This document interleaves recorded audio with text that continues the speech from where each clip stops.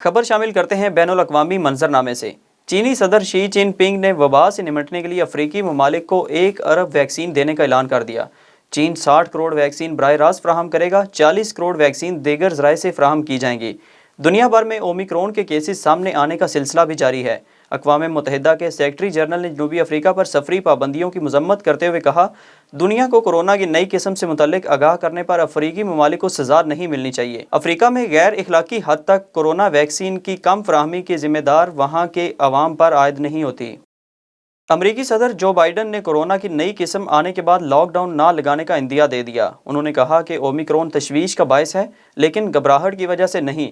अमरीकी सदर का कहना था कि ओमिक्रॉन से लड़कर इसे शिकस्त देंगे। अमरीका में लॉकडाउन का ऑप्शन मौजूद नहीं। शहरी वैक्सीन लगवाकर कोरोना की हर किस्म को शिकस्त दें। वबा का मुकाबला करने के लिए वैक्सीन की नई खुराकों की ज़रूरत है। अमरीका ने वायरस की नई किस्म से बचने के लिए जनूबी अफ्रीका समेत दीगर 7 ममालिक पर सफरी पाबंदियाँ आयद कर दी हैं।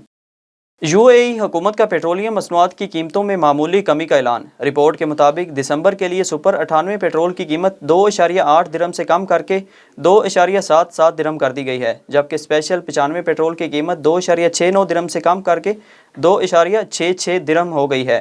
मजीद बरा E+91 पेट्रोल आइंदा माह 2.61 दिरहम फ़ी लीटर की बजाय सार्फिन को 2.58 दिरहम फ़ी लीटर रेट पर फ़रोख्त किया जाएगा। डीजल की फ़ी लीटर कीमत 2.81 दिरहम के बजाय 2.77 दिरहम फ़ी लीटर वसूल की जाएगी।